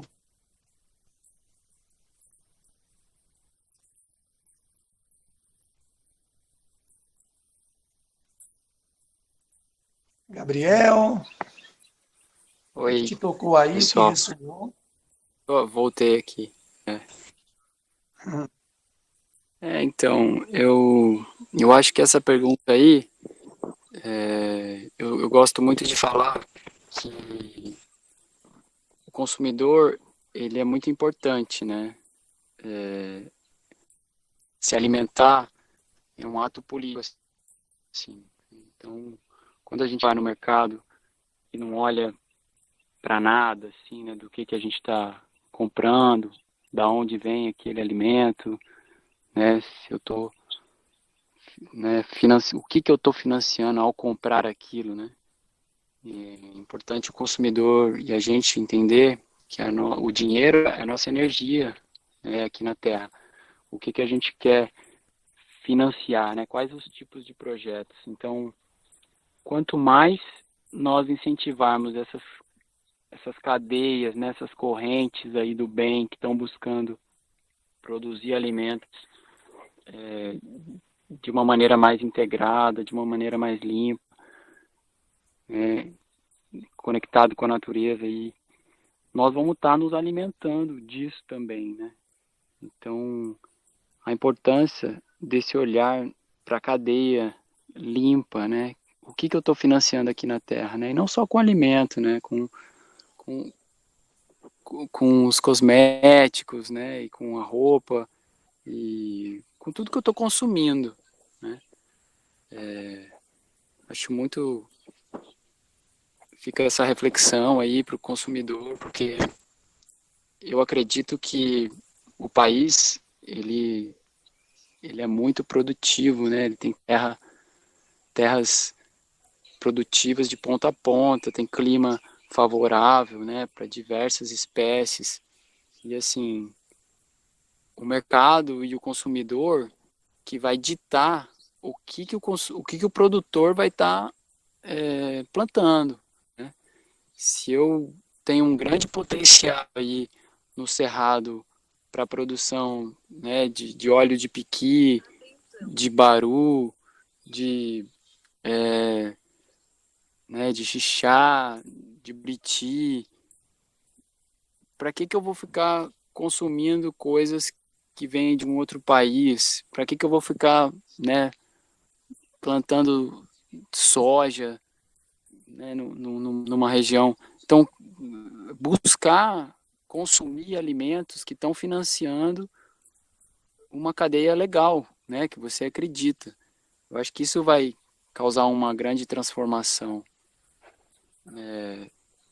tanto no consumo, né, que vai ter que chegar no produtor, né, o que ele tem que produzir para atender essa demanda aí do mercado. E o consumidor, eu tenho visto isso, ele está ficando cada vez mais exigente, né, nos países, né, como Europa, Estados Unidos, eles estão cada vez mais selo, né, selo de comércio justo, selo orgânico, é o selo de que, né, está preservando as águas e que não está tendo trabalho escravo. Eu acho que essa é uma tendência mundial, e nós que estamos fazendo esse trabalho aí de uma agricultura mais limpa, nós temos que nos organizar para deixar bem claro, né, o que a gente está semeando e o que a gente está colhendo e o que a gente está oferecendo, né, que é um alimento muito diferente do batidão, né, do grosso que está por aí. E sim, acho que a gente é muito capaz de fornecer mais alimentos de qualidade. A gente só precisa mudar essa mentalidade, né, que o agricultor convencional mudar essa mentalidade que ele tem, de que existe um pacote tecnológico de produção disso, eu vou produzir isso. Se ele tiver um outro pacote, né, uma outra forma de pensar e uma outra forma de produzir, ele vai conseguir também. Nós temos tecnologia para isso, né? Ele vai conseguir fornecer também um alimento de qualidade, mas quem já tem essa consciência alimentar tem que ir fomentando isso. Acho que é isso. Isso aí. Muito bom, é isso mesmo. A gente tem muitas outras possibilidades, né, para cada desafio, né? Agora, o Arthur, né? Acho que e aí na sequência a Cláudia, e aí na sequência o Thiago. Acho que é um pouco isso, e aí depois a gente pode, cada um, depois do Thiago, cada um fazer aí alguma consideração que venha de encontro, né? De encontro a essa nova perspectiva, né? Que nós estamos, muitos já estão vivendo a mesma mudança alimentar, a transição mesmo, né? Dentro desse novo paradigma, né? É um novo paradigma de redes, né? E transformar também não só a visão de produtos, mas de serviços, né? Como vocês falam, tudo é uma formação também. E é possível, sim, fazer essa relação. Acho que uma das perguntas ali sobre a relação afetiva com a agrofloresta e a relação puramente lógica e comercial, né? Então, acho que isso também é algo que nós não olhamos ainda com a devida. Mas eu deixo para o Arthur e a Cláudia e o Tiago. Beleza, Zeca. Valeu, bom, realmente, né, essa questão de demanda de mercado, essa questão de comercialização é um ponto chave, né, é muito importante de pensar nisso, ainda mais aqui na Coopera Floresta nós temos essa preocupação constante, por conta dos agricultores e agricultoras da nossa associação e cooperativa dependerem justamente da comercialização, da produção e da comercialização dos alimentos, das agroflorestas, né. Eu vejo que é de fundamental importância, né, essa preocupação que vários comentaram, né, em relação à organização em associação, organização em cooperativa, e isso fortalecendo o grupo. Eu acredito que a agroindustrialização também dos produtos seja muito importante para agregar valor, enfim, para ter mais tempo mais tempo de prateleira. Eu acredito que esses processos vão acontecendo à medida que o grupo vai se fortalecendo, né? Realmente, eu acredito que seja muito difícil, né, ter que pensar todos os aspectos da produção, comercialização, organização de uma agrofloresta, de um sítio, né, e poder dividir isso com outros companheiros e companheiras. Eu acredito que seja fortificante. Eu vejo o exemplo aqui da Coopera Floresta, né. Bom, em relação à alimentação, é outra questão que nós aqui já discutimos e tentamos, né, por exemplo, a médio e longo prazo, a nossa expectativa é sempre trabalhar com as crianças, né, com educação ambiental. Então, algumas iniciativas que nós já tivemos foi de introduzir suco de cajamirim na merenda escolar. Aí é uma conversa com a prefeitura, nutricionista, professores, merendeiras, crianças. Faz parte, né? E a gente vê que essa educação ambiental com palestras, com vivências das crianças em agroflorestas, né? Então, essa sementinha que já está sendo plantada, pelo menos aqui há algum tempo, né? A gente começa a querer ver os frutos já logo, logo, né? Outra demanda de frutos da Mata Atlântica seria nosso sonho, inclusive sonho nosso e do pessoal da Copafaz e de outras organizações e cooperativas do Vale do Ribeira, é a introdução do suco da Jussara na merenda escolar, né? Ou introduzir a Jussara de alguma maneira na merenda escolar, né? E isso é uma expectativa que nós temos a médio prazo. De trazer essa discussão, né, da importância da Jussara, da Mata Atlântica, e de se poder comer esse superalimento, né, que aí já entra em questões relacionadas à dieta alimentar, né, que muitas vezes as pessoas deixam de comer alguns alimentos que são disponíveis do ambiente para comer realmente alimentos que vêm de muito longe, que tem uma dificuldade muito grande de produção e que também faz parte da reeducação alimentar, né? Então, várias punks, né, e outras espécies que em algumas regiões nem são consideradas como punk, mas que, à medida que as pessoas vão conhecendo, trabalhando com as crianças, eu acredito que seja algo que vai crescendo com o tempo. Talvez demore um pouco, né, da gente conseguir encontrar muitas coxinhas com carne de jaca por aí, ou de conseguir introduzir na merenda escolar, por exemplo, a própria carne da jaca ou de outras frutas. Mas é um processo que eu acredito que seja um caminho, né, trabalho com as crianças, né. Agora, em relação à afetividade das agroflorestas, bom, eu vejo que elas andam juntos, né? Não só em relação afetiva com a agrofloresta, mas em relação à produção também, em relação à convivência, né? É claro que a pessoa, às vezes, que tem essa necessidade, muitos agricultores, como eu disse, a história da dona que viu a flor, né? Ela, antes, tendo várias preocupações na mente, não conseguia enxergar, assim é meu ponto de vista, tá? Não conseguia enxergar a flor que estava todo ano florescendo na frente da casa dela.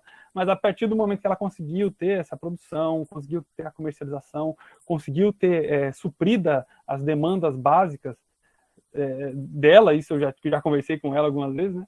Ela, poxa, começou a ter essa relação diferenciada, né? Bom, Mas é isso. Qualquer coisa, estou à disposição.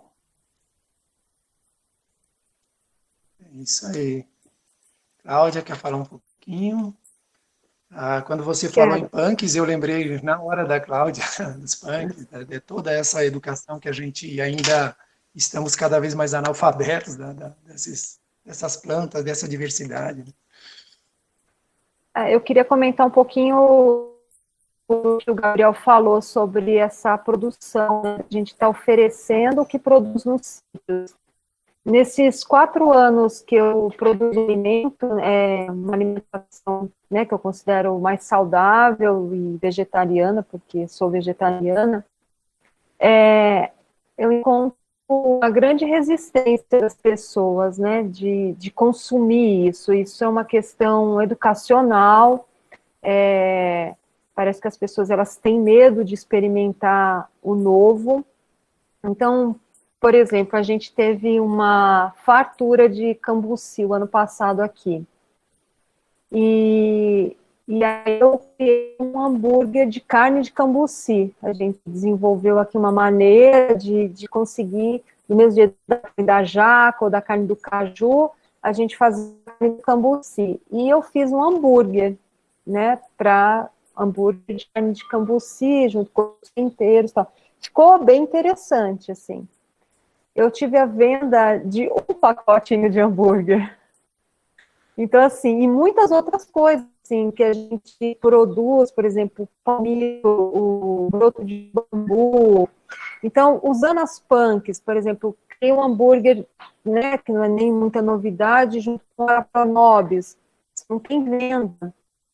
Um pastel com a espinafre indiana, você não tem venda. Então, assim, primeiro, eu acho que até mesmo eu percebo que dentro das nossas famílias, da nossa rede de contato, a gente tem uma resistência a esses nem os produtos, né? A gente comer, por que a gente tem que ficar plantando, por exemplo, alface, se a gente pode ter outras coisas que podem substituir? A nossa demanda muito da terra, de uma terra bem adubada, a gente, com a temperatura que é aqui, com as chuvas, a gente ter que fazer estufa. Por que vamos largar o alface para lá e vamos consumir outras coisas que nascem, às vezes, até de maneira espontânea. E isso quando eu vendia no CSA, e também a gente vendia numa praça lá de Palmas, no Tocantins, que quando a gente não conseguia produzir alface, no Tocantins chove no ano 2 meses, mas aí é uma chuva bem intensa, você não produz hortaliça. Então, quando a gente não tinha alface, as pessoas não iam comprar as outras coisas, porque a alface era a base. Então, assim, se a gente quisesse que as pessoas comprassem a folha de batata doce, o Ora Pronobis, ou massaola, que são coisas mais resistentes, eu precisava ter sempre alface, que era o carro-chefe ali para atingir essas pessoas. Então, assim, acho que é um desafio nosso e que a gente tem que começar. Primeiro, acho que escutei uma vez numa live, a gente tem que primeiro ser e não parecer, né? Então, assim, eu tenho que, minha família, minha rede de contatos, consumir esses produtos. Eu tenho que me vestir da maneira do mês. Se eu sou acredito na agroecologia,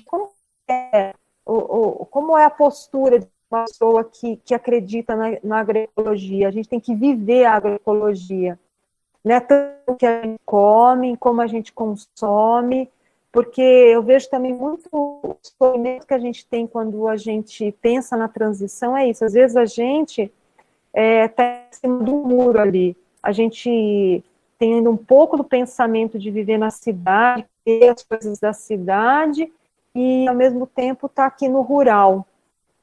Então, até você conseguir, eu acho que Gabriel, pelo depoimento que ele deu, como eles vivem, né, ali na Bahia, sem energia elétrica, então como é que, se eu não tenho energia elétrica, como que eu vou pensar na minha alimentação? Por exemplo, a gente está testando fermentados, Por exemplo, fermentado é uma coisa que eu não consigo vender fermentado. Talvez seja um público errado, como o Thiago falou, será que a gente tem que atingir as classes mais, né, mais afortunadas de São Paulo para a gente vender esses novos produtos, porque tem um esclarecimento melhor do que um fermentado pode fazer para a sua saúde, o que um pão de fermento natural pode fazer para a sua saúde, que é triste também, porque a gente tem que viver, produzir para vender para quem tem mais dinheiro, e não conseguir vender nossos produtos para quem, da mesma classe social que a nossa, né, e fornecer saúde para essas pessoas. Então, eu acho que ainda é um trabalho muito longo de educação mesmo, e a minha experiência começa pela família.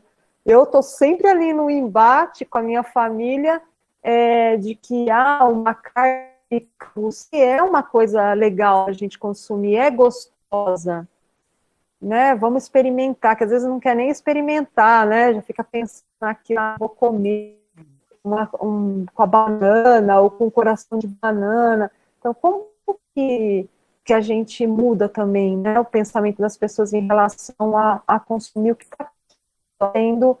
E para a gente ter um produto seria muito mais tranquilo, né? Como eu dei o exemplo da alface, a gente tem um esforço enorme para produzir uma alface. Então, a gente podia vender a folha de batata doce, por exemplo, se as pessoas se tivessem abertas a isso, né? Então, eu acho que ainda é uma luta grande, assim, é um caminho que a gente tem que percorrer ainda. E como disse, primeiro a gente tem que mostrar que a gente vive isso, a gente é isso, para depois educar alguém ou mesmo querer vender. Isso.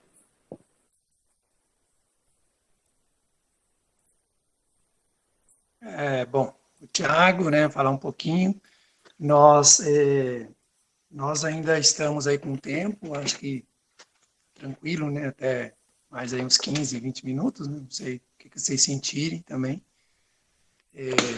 As questões estão aí, e é uma abertura, né, então a gente já tem até sugestão, né, para de repente para a próxima live aí falar desses lugares onde já se vive isso, né, de repente essa é uma das outras interconexões e essas outras linguagens, né, que já tem, o outro mundo também já está aqui. Então, ele não está seccionado em duas partes díspares, né, está confluindo. Né? E nós estamos reescrevendo essa história, né, simultaneamente ao fazer também. Então, acredito que seja esses três tempos em um que a gente está vivendo hoje. Não acho que não tem seccionamento, mas enfim. E aí tem o Tiago, né? Vamos ressoar com o Tiago, e aí depois a gente deixa ele aberto para algumas considerações. Aqui também vieram duas perguntas, três. Qual a melhor forma de introduzir as crianças nesse processo? Quais as apresentadoras vocês acham que suas experiências agroflorestais podem ser expandidas em maiores escalas? É isso. Então, Tiago, é contigo aí um pouquinho. E vamos. É isso aí. Eu acho que vocês levantaram aí dos afetos, né? Acho que é primordial isso aí, a chavinha que muda tudo também, né? Começa com o nosso afeto com as plantas, né?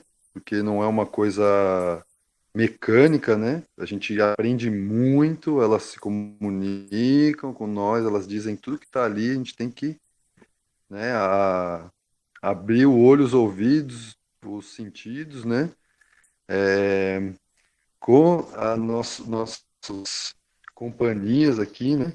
Nossos amigos de cada um faz uma coisa, né? Cada um tem uma função, uma habilidade, um talento diferente, mas, né? É muito diferente esse trabalho e a relação afetiva que a gente acaba criando do normal ali, alienadão, do tipo, não é uma coisa que passa batida, até porque a gente está construindo as coisas juntos, né?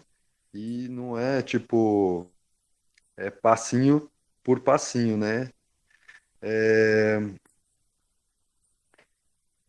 A questão assim que tinha comentado, né, desses desafios da venda, né, do acesso a esses mercados, né? Eu acho que a gente tem que pensar um pouco como uma transição, né? Aceitar um pouquinho, assim, as pessoas não, né? Não é porque a gente mudou que as pessoas vão mudar também na velocidade que a gente gostaria, né? A gente conseguir dar um passinho para o lado, não precisa ser, né? Um passo lá gigante onde a gente gostaria de já estar, né? Mas acho que esses passos incrementais, assim, são importantes, porque tem vezes que a gente bota nosso. Eu vejo que eu idealizei muito, né, as possibilidades e como ia ser, como não ia ser, e que dar um passo atrás e falar, opa, qual que é o passo possível, né? Já é talvez a melhor coisa que a gente possa fazer. Eu vejo o desafio, assim, da gente chegar em mercados que a gente não conhece, então a gente vai ter que se articular para alguém da nossa rede, dos nossos, né, da nossa articulação. Opa, e aí, cadê? Olha esse produto aqui, que bonito. Olha isso aqui, que maravilhoso, né? Levar para as pessoas. Eu acho que isso também está exatamente numa iniciativa como essa agora, que é a produção de conteúdo, né, para as pessoas conhecerem, terem como saber o que é, por que é desse jeito, por que é diferente, por que vai fazer bem, né, trazer, linkar, né, com quem não está vivendo essa realidade, poder mostrar um pouquinho. Esse trabalho do Arthur, né, que eu não sabia que ele estava exatamente fazendo isso agora, mas escrever projetos, né, ir atrás de financiamentos, ir atrás, né, nesse caso, uma iniciativa do Estado, né, quer dizer, a iniciativa é da cooperativa, mas de estabelecer essa interface com o Estado. Infelizmente, a gente não pode contar que isso vai acontecer, mas seria muito bom se isso acontecesse, ia dar uma estabilidade muito grande para a gente, pelo menos para o começo, né? Porque eu digo, acessar mercados específicos de gente mais alta.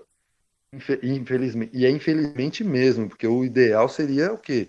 A gente conseguir produzir alimentos e medicinas e sobremesas, seja o que for, para as pessoas em geral, independente da classe social, com custo baixo e justo. Mas eu acho que a gente vai ter que, né? Eu sinto um pouco isso, de que as coisas não são como a gente gostaria, né? Então, tipo, infelizmente a gente vai ter que acessar esses mercados para poder se estruturar e depois conseguir ter dinheiro para investir, ganhar escala e baixar o preço para conseguir depois esse produto que possa ser para todo mundo, né? E não vejo como ideal, mas vejo como as possibilidades, né? Essa possível interface com o Estado, essa possível acesso a mercados específicos, porque a gente ter que financiar tudo do começo aqui é muito, muito difícil. Enfim, É é isso. bom você colocar essas questões, porque de fato existe a confirmação de que nós temos uma revolução celular acontecendo, né? Então, essas iniciativas e também as próprias empresas estão sendo pressionadas de alguma forma, né? Trabalhar projetos ambientais, compensações, né? E tem várias chamadas públicas aí, editais, né? Que a gente então há muitos caminhos, há muitas possibilidades, né? Então tem um horizonte bem amplo, né? E não esgotamos, né? Nenhuma das questões. Perguntaram aqui se vai ficar gravado, isso é bom, né? São conteúdos necessários, né? Também acolhemos aí questões de sugestões que vocês tenham porventura para colocar para as próximas lives, né? E aí eu acho que é meio por aí, né? Alguma coisa mais simples, assim, no curto espaço de tempo que a gente tem, né? Então vou repassar aí para vocês também quiserem também já ir se despedindo ou falar alguma outra, né? Há diversos projetos e há muitos outros conteúdos que extrapolam até a nossa live, talvez, né? A gente vai esporadicamente ter mais temas ligados à agrofloresta, né, que é a nossa identidade, né, a nossa rede. E é muito importante que chegue, né, também que chegue para outros setores, né, da sociedade, né, que isso está acontecendo a partir da singularidade também das pessoas. Né? Então, é isso aí. Gabriel, se quiser falar alguma coisa, não.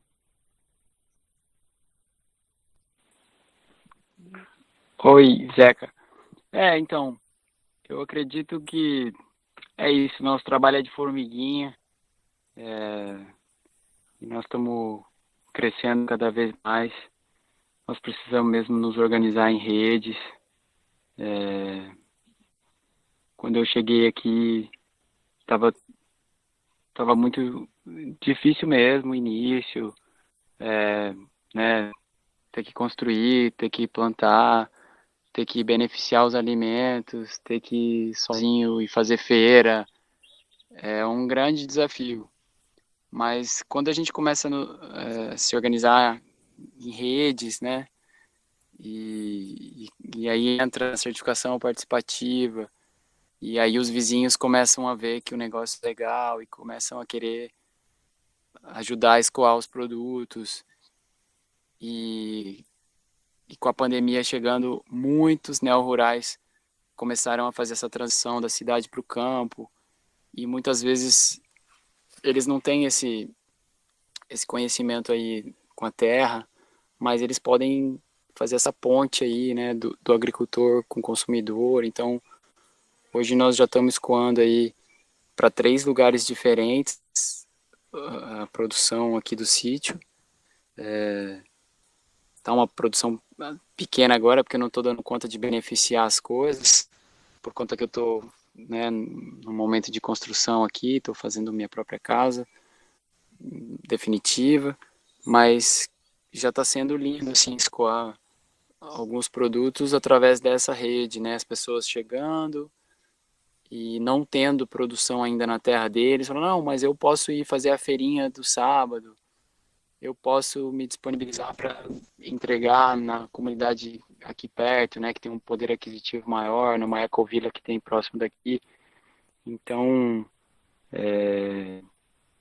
devagarinho, né, a gente vai se estruturando, vai se organizando, vai desenvolvendo, né, produtos com punks, produtos gostosos, saborosos, que muitas pessoas estão buscando conhecer, e vai indo, né? É difícil mesmo no começo, mas acho que buscar essa alimentação é uma tendência mundial, né? Essa cadeia aí, a galera tá querendo mesmo olhar cada vez mais para isso. Então, acredito muito aí se a gente focar, né, nessa produção limpa, beneficiar esses alimentos de uma maneira que a gente consiga armazenar, né? Eu tenho energia aqui no sítio, assim, eu só não tenho geladeira mesmo, por opção, mas a gente tem várias máquinas aqui, que são elétricas na marcenaria, e até o liquidificador mesmo, e uma estrutura até que legal, assim, para beneficiar esses alimentos, assim, né? Então, é isso.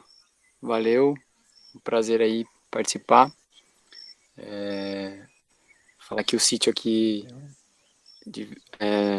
nós fazemos vivências aqui, principalmente de agrofloresta, né, de punks e de funks também, né, que são os fungos alimentícios não convencionais, que é uma outra coisa que a agrofloresta também traz, né, cogumelos espontâneos brasileiros, né, que muita gente não conhece. Então nós estamos nesse trabalho aqui também de demonstrar quais cogumelos são comestíveis, quais são medicinais e quais são os tóxicos, né, para a gente evitar. E aí aqui no final de abril vai rolar uma vivência aqui no sítio, né, de punk, de cogumelos e de agrofloresta. Então seguindo aí nosso canal do YouTube, Essência Agrofloresta, e o Instagram, Essência Agrofloresta. Nós vamos estar divulgando aí para quem tiver interesse em participar. Valeu, um prazer aí estar com vocês. Passo a palavra aí. Valeu, Gabriel, gratidão. Nós também vamos pedir aí, pessoal, compartilhar, curtir, né, se inscrever no canal também, né, todo esse merchandising, né? Vamos fortalecer, vamos fazer esse bioativismo aí, né? Vamos nos transformar de neorrurais para biocultores e seguimos aí na caminhada, na jornada, né? Arthur. Bom, pessoal, obrigado, Zeca. Eu gostaria de agradecer, então, o convite, agradecer a todos e todas que participaram dessa live, parabenizar a iniciativa, né? Bom, e dizer que realmente muitas vezes não é fácil, mas nós precisamos resistir, né? Para a Coopera Floresta, essa pandemia que infelizmente ainda não passou, foi muito ruim, tem sido muito difícil, né? Desafiador, e graças a Deus nós estamos ainda estamos sobrevivendo a vários percalços que têm acontecido, né? Mas é isso, desejo a todos muita força, muita saúde, e esperamos que futuramente nós aqui da Coopera Floresta nós consigamos, né, nos organizar para poder receber visitas, para poder receber intercâmbios. No momento ainda nós ainda não estamos conseguindo ainda, na verdade, Barra do Turvo, vários casos ainda de Covid, vários agricultores e agricultoras, né, têm uma idade já avançada, então é uma responsabilidade nossa também, né, ter esse cuidado para futuramente nós conseguirmos ter esses intercâmbios e vivências acontecendo aqui, e vai ser um prazer receber vocês novamente, outros que quiserem vir. Mas é isso, resistência a todos nós e muita força, e é isso aí. Deus abençoe. Obrigado, viu? Até mais. Te dá, Arthur. Vamos passar a bola para a Cláudia, depois o Thiago. Eu agradeço a participação, foi bem legal. E eu acho que o mais importante é acho que ninguém consegue tocar uma área ou produzir uma agrofloresta sozinho, né? Eu acho que a gente tem que... O ideal é que a gente vivesse em comunidade, né? Comunidade dos aflitos, que a gente pudesse dividir o trabalho, né? Porque como tem uns que têm habilidade para venda, outro para produção, outro para plantar, e a gente somando isso seria o ideal, mas a gente vai chegar lá. Obrigada.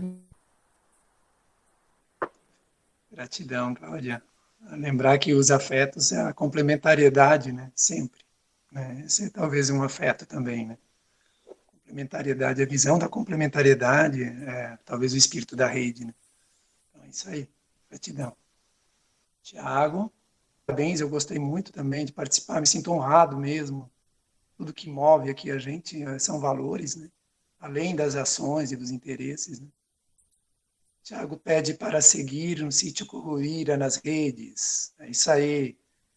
Então, o Tiago essa iniciativa, ele falou, acho que pouco do trabalho dele, das ervas, né? E estamos aí. Então, Renata, se quiser falar alguma coisa, né, também. E muito nos anima, muito nos engrandece, muito nos fortalece também, né? Naquilo que é o do simbólico que nos torna humanos, né? Então é isso. Gratidão a cada um.